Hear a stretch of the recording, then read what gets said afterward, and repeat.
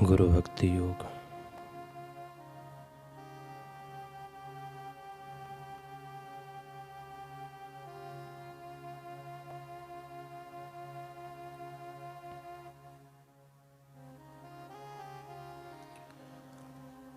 गुरु और ईश्वर सचमुच एक रूप है। गुरु इस दुनिया में ईश्वर के सच्चे प्रतिनिधि हैं। गुरु आपके लिए इलेक्ट्रिक लिफ्ट है। वे आपको पूर्णता के शिखर पर पहुंचाएंगे। गुरु के प्रति निस्वार्थ एवं भक्ति भाव पूर्वक सेवा, यह पूजा, प्रार्थना और ध्यान है।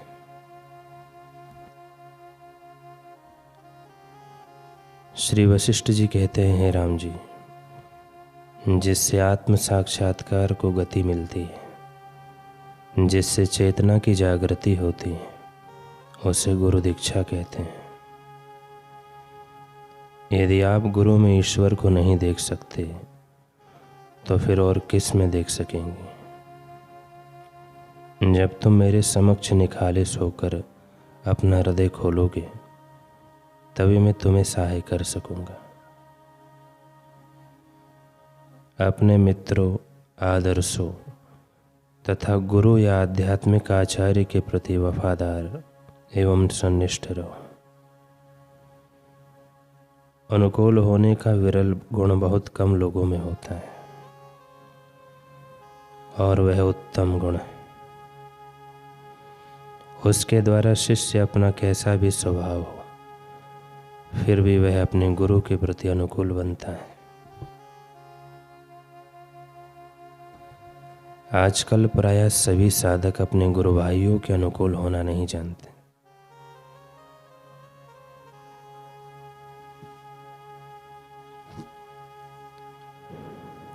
हर मौसम अपने साथ अपनी ताकत का सैलाब लेकर आता है। बसंत आता है तो कली कली पत्ते पत्ते को यौवन से भर देता है। पतझड़ आता है, हर टहनी का मानो दम सा घोट देता है। गर्मी में प्रकृति झुलस सी जाती है तो सर्द हवाओं में ठिठुर जाता है।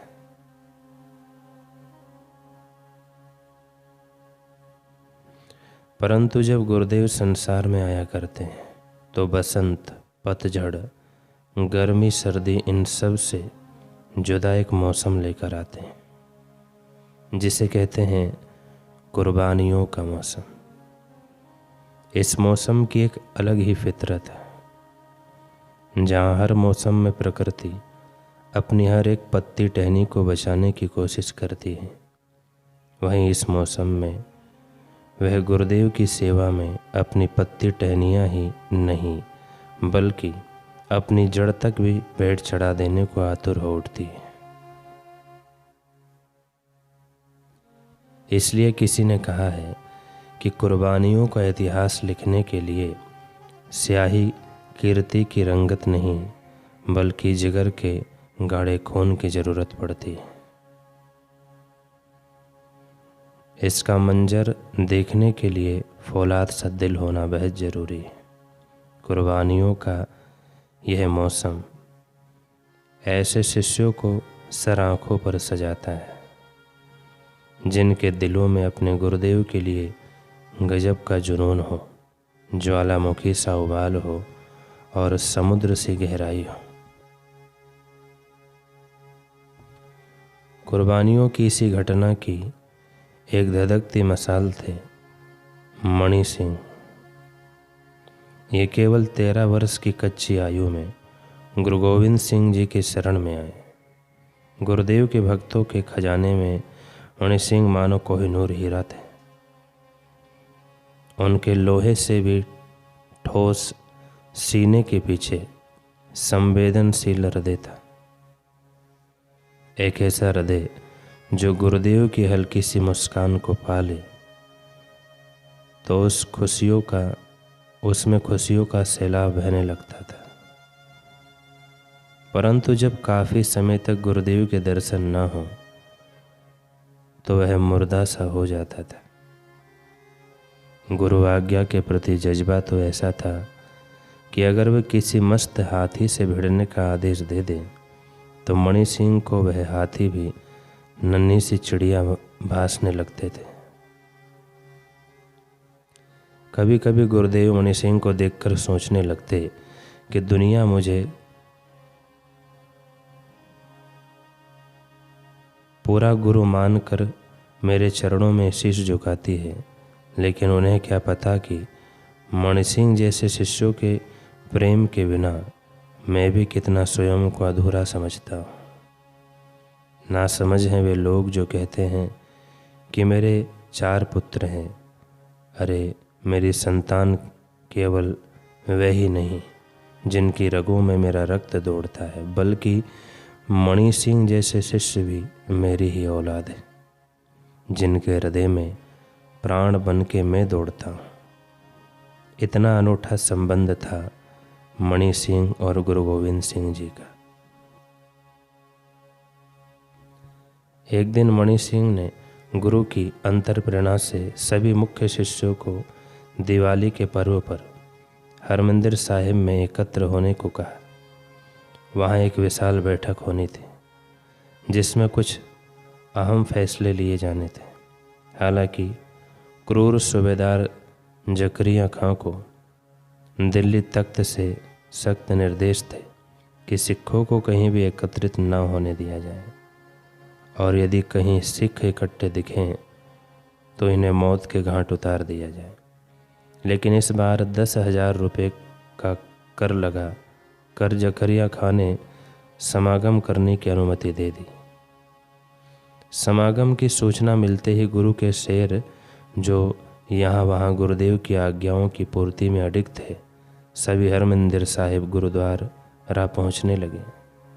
बस जकरिया खां ने अब अपना पासा फेंकने की पूरी तैयारी कर ली। दरअसल समागम की अनुमति देने के पीछे जकरिया खां की कुचाल थी।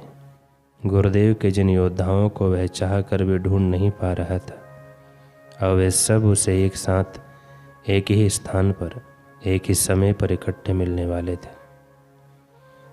इधर गुरुदेव के योद्धाओं ने भी कच्ची गोलियां नहीं खेली थी। जो योद्धा रण कौशल के अच्छे से अच्छे जानकार थे, वह यह नीति भी जानते थे कि कभी एक साथ सब योद्धाओं को दुश्मन के नज़र में रहते एक स्थान पर एकत्रित नहीं होना चाहिए।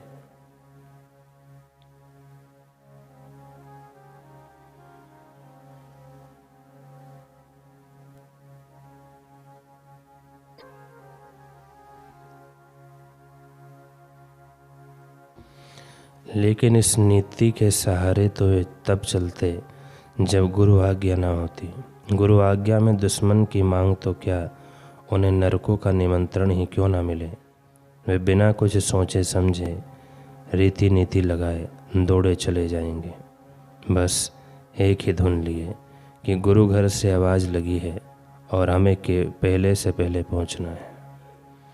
जकरिया खां अपनी दाढ़ी को हाथ से सहलाकर समय से पहले ही दीपावली का जश्न मना रहा था, क्योंकि उसकी चाल कामयाब हो गई थी। भारी तादाद में दूर दूर से संगत एवं महान योद्धा हरमंदिर साहिब गुरुद्वारा पर पहुंच चुके थे।